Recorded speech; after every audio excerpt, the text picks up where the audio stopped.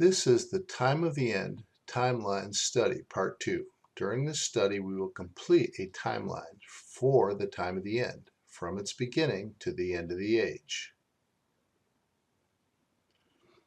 In Part 1, we learned that before the day of Yahweh, there will be terrible times, wars, famines, revolutions, pestilences, and earthquakes. On the day of Yahweh, the Messiah returns, gathers his elect, and pours out God's wrath. We also learned that the end time ends at the end of the age, and the time of the end will last less than 70 or 80 years. In this part, we will determine when Christ says the time of the end begins. First, we must realize that Christ has already told us when the time of the end will begin. Therefore, we know we are able to search out the Scripture for the answer. Scripture assures us that we can read and understand what God is saying. He says, "We do not write you anything you cannot read or understand." Also, when Christ was warning us about the end time, he said, "Be on your guard. I have told you everything ahead of time." Therefore, we will be able to know when the time of the end begins. Christ said wars, famines, pestilence, and earthquakes would be the beginning.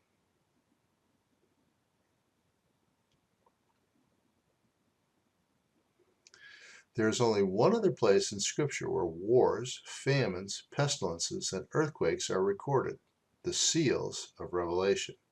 Contained in the end-time prophecies of Revelation's 6 seals are all the things Christ said were the beginning. In the 6 seals we find wars, famines, plagues, and earthquakes. We'll start by scripturally examining the first 4 seals. The first 4 seals have things in common, and therefore we will examine the first 4 seals together.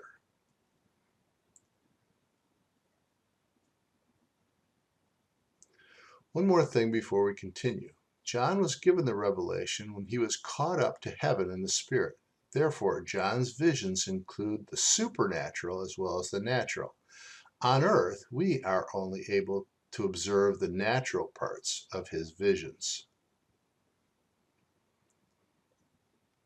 We find that in the first 4 seals, each have a horse and rider, and each horse is a different color.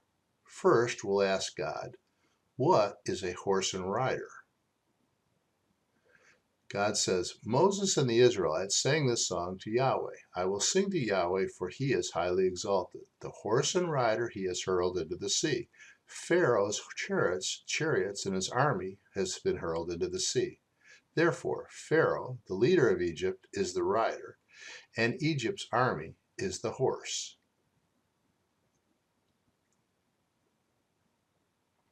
Letting Scripture interpret Scripture, we see that in the natural realm, the horse symbolizes an army. The rider symbolizes its leader. But what about the 4 different colored horses? What does Yahweh say about them? Again, there's only one other place in Scripture where we find 4 different colored horses. Zechariah chapter 6. Zechariah says, "The first had red horses, the second black, the third white, and the fourth dappled. I asked, what are these, my Lord? These are the 4 spirits of heaven going out from standing in the presence of the Lord of the whole world. The one with the black horses going toward the north country, the one with the white horses toward the west, and the one with the dappled horses toward the south, which leaves the red horses to the east." Zechariah's prophecy indicates that there are 4 colored horses, spiritual, and they have been assigned accordingly: black to the north, white to the west, dappled to the south, and red to the east. Since virtually all prophecy is written from the vantage point of Israel, the following world map indicates the assignments of the 4 spiritual horses identified in the prophecy of Zechariah. The white arrow goes toward the U.S., the red toward Iran, the black, the north, Russia, and South Africa. We now know that Yahweh is saying about the horse and rider, about the four colored horses. Therefore, we are ready to examine the first seal of Revelation and determine what marks the beginning of the time of the end.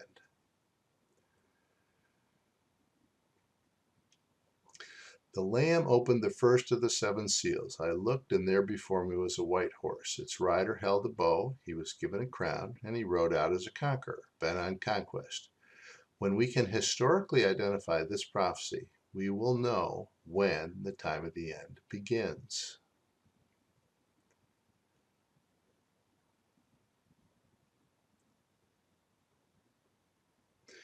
The white horse is a sign to the west. Therefore, when the first seal is opened, the white horse rider will be holding a bow. Later, he will receive a victor's crown. He will leave where he is and go out as a conqueror, and he will be determined to conquer.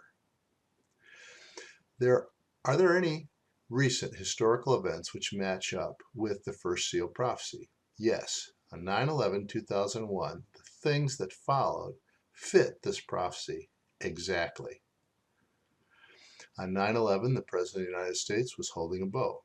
He was the Commander-in-Chief of the U.S. Army. 2004, he won a second term as president. He rode out as a conqueror. Afghanistan, 2001, Iraq, 2003. He was determined to win the war on terror.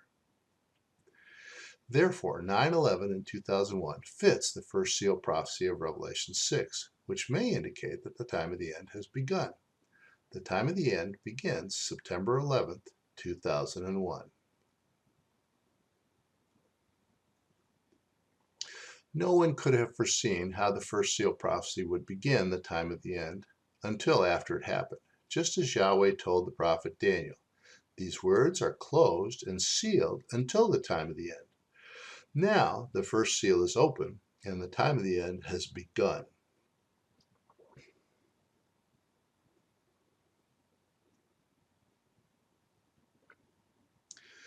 Considering that the first seal is a single prophecy, can we confirm that the time of the end has begun?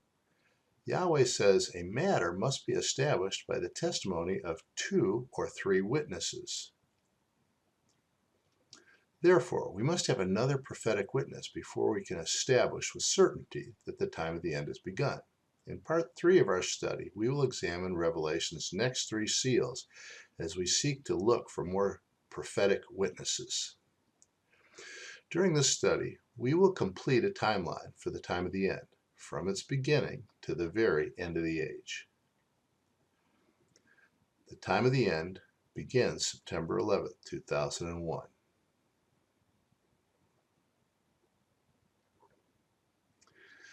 Yahweh says the first seal is the beginning. Man says that Israel becoming a nation again in 1948 was the beginning. Man says that Israel becoming a nation is the beginning because Christ's parable of the fig tree symbolizes Israel.